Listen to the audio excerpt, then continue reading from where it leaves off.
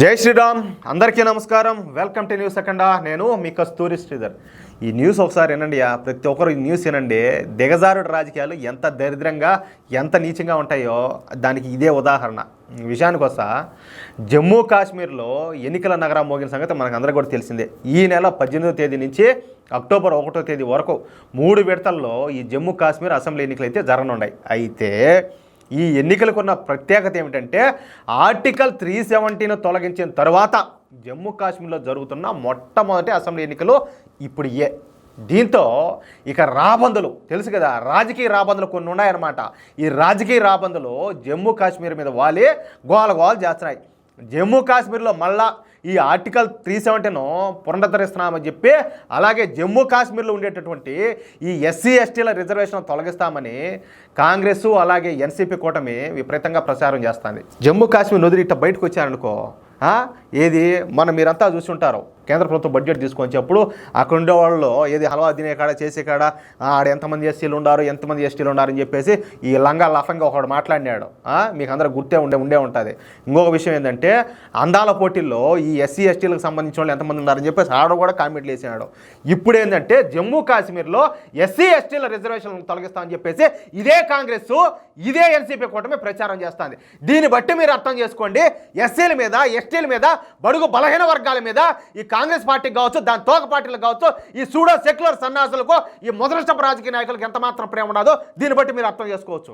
ఈ క్రమంలోనే నిన్న కాశ్మీర్ వెళ్ళినటువంటి ఈ 55 ఏళ్ల యువనేత ఎవరు 55 ఏళ్ల యువనేత అయినటువంటి ఈ రాహుల్ గాంధీ ఫిరోజ్ జహంగీర్ గారి మనవడు అక్కడ ప్రజలను ఉద్దేశించి మాట్లాడుతా ఏమన్నాడు తెలిసినా, నరేంద్ర మోడీ ప్రభుత్వం అక్రమంగా ఆర్టికల్ 370ను తొలగించింది. ఇంకా అప్పటి నుంచి కాశ్మీర్లోకి అవుట్ సైడర్స్ దూరిపోయినారు. ఎవరు అవుట్ సైడర్సు?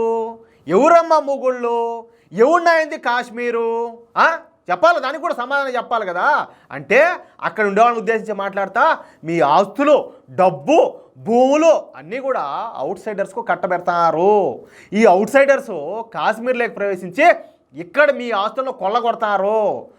అన్ని బెనిఫిట్స్ను మీకు అందకుండా ఈ అవుట్ సైడర్స్కి అందిస్తారు. ఇక్కడ లెఫ్టినెంట్ గవర్నరు ఒక గవర్నర్లా కాకుండా ఒక చక్రవర్తిలా పరిపాలిస్తున్నాడు. నేను మీకు హామీ ఇస్తున్నా అంటే ఎవరు? ఈ 55 ఏళ్ళ యువనేత ఈయన చెప్పడం అనమాట. నేను మీకు హామీ ఇస్తున్నా, కాశ్మీర్లో మళ్ళీ మేము గనక గెలిస్తే, ఎవరు ఈ కాంగ్రెస్ కూటమి గెలిస్తే ఆర్టికల్ 370ను మేము పునరుద్ధరిస్తాం. అంతేకాకుండా కాశ్మీర్కు ప్రత్యేక రాష్ట్ర హోదాను కల్పిస్తాము.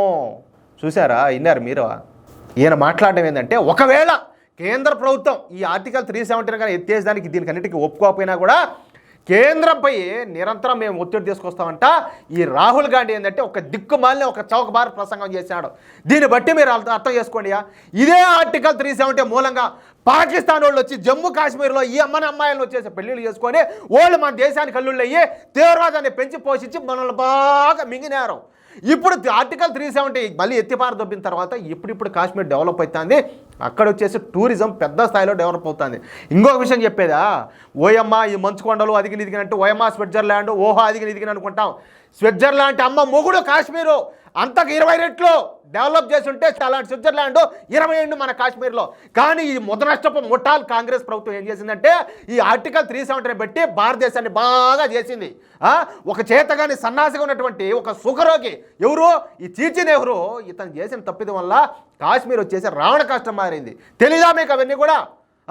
ఎవరైనా దీంట్లో ఇది నిజం కాదని చెప్పి ఎవరైనా నిరూపించడం చూద్దాం. సరే, అంతా బాగానే ఉండాలి. మరి కాశ్మీర్లో అవుట్ సైడర్స్ అంటే ఎవరు? అంటే రాహుల్ గాంధీ దృష్టిలో కాశ్మీర్లో ఉండేది ఒక ముస్లింలేనా? మిగతా వాళ్ళు వచ్చేసి వాళ్ళు భారతదేశ పౌరులు కదా. అసలు కాశ్మీర్లో అవుట్ సైడర్స్ అంటే ఎవరు?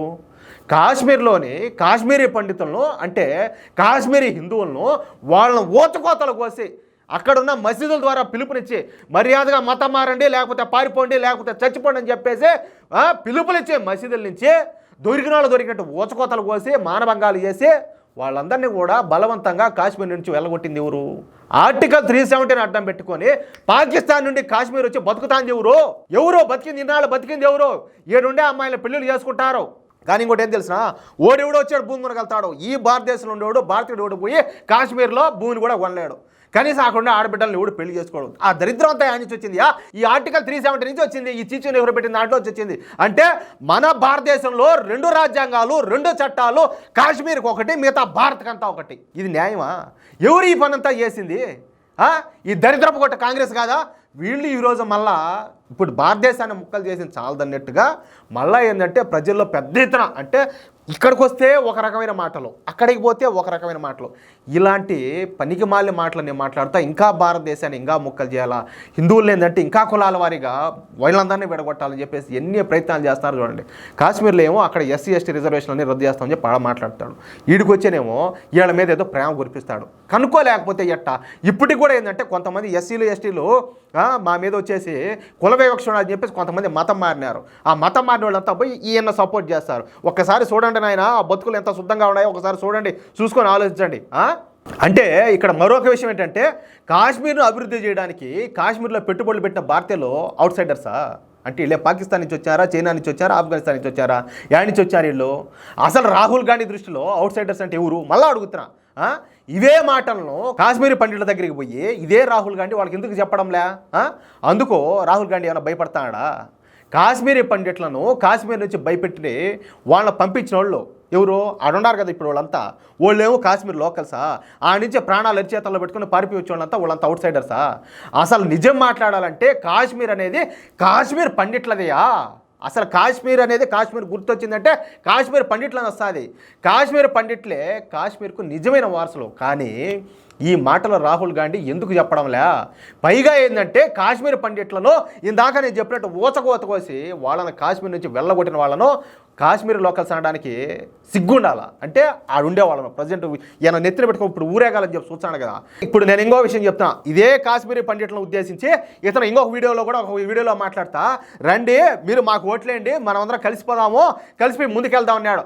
నీకు చేతనైతే, నీకు సత్తు ఉంటే, నీకు దమ్ముంటే, ఎక్కడైతే కాశ్మీర్ పండిట్లు అంతా కనిచి వచ్చారు కదా, కాశ్మీర్ నుంచి వదిలేసి ప్రాణాలు అరిచేతలు పెట్టుకొని దేశంలో ఏడాడినా బతుకుతున్నారు కదా, నీకు దమ్ముంటే నీకు చేతనైతే పోయి ఆడ మీ వాళ్ళే కదా ఉండేది. మీకు ఓట్లేసేవాళ్ళు, మిమ్మల్ని ఎత్తున పెట్టుకొని ఉండేవాళ్ళు, మీరు వాళ్ళని ఎత్తున పెట్టుకున్నారు. మనం బరంపురం అన్నట్టు రుద్దుకుంటారు కదా ఒకరికొకరు. వాళ్ళతో మాట్లాడి కాశ్మీర్ పండిట్ల దేశకు పోయి వాళ్ళ మీద కనీసం ఎటువంటి దాడులు జరగకుండా, వాటి మీద ఎటువంటి అత్యాచారాలు కానీ ఏమి ఇబ్బందులు జరగకుండా వాళ్ళ దేశపోయి కాశ్మీర్ పండిట్లన్నీ దేశకపోయి ఈ చేతనైతే మళ్ళీ వాళ్ళ స్థానాల్లో పెట్టి మళ్ళీ వాళ్ళు కోల్పోయిన ఆస్తులన్నింటిలో కూడా చేతనైతే వాళ్ళందరికీ ఇప్పించు. అప్పుడు నువ్వు కాశ్మీర్ పండిట్లకు ఇట్లాంటి డకోటా మాటలు, డకాట్ మాటలు అప్పుడు చెప్పు. ఏం మాట్లాడతారా స్వామి? ఇంకా ఎంతమందిని మోసం చేస్తారు? ఎన్నిసార్లు మోసం చేస్తారు? దేశాన్ని ఇంకా ఎన్ని ముక్కలు చేస్తారు? ఈ వీడియోపై మీ యొక్క అమూల్యమైన అభిప్రాయాలను దయచేసి ప్రతి ఒక్కరు కూడా కామెంట్ రూపంలో తెలియజేయాలని చెప్పి కోరుకుంటూ, ఈ వీడియో నచ్చితే దయచేసి లైక్ చేయడంతో పాటు మీకు పుణ్యం ఉంటుంది. కనీసం ఈ వీడియో చూసేవాళ్ళు ఒక్కరికైనా కానీ ఈ వీడియో షేర్ చేయండి. మీకు ఎంతమందికి వీలైతే అంతమంది షేర్ చేయండి. అలాగే ఇంతవరకు ఎవరైనా కూడా మన ఛానల్ సబ్స్క్రైబ్ చేసుకోకుండా ఉంటే దయచేసి ప్రతి ఒక్కరు కూడా మన ఛానల్ సబ్స్క్రైబ్ చేసుకోండి. నేను మాట్లాడిన ప్రతి మాటలో తప్పు ఏదైనా ఉంటే చెప్పండి.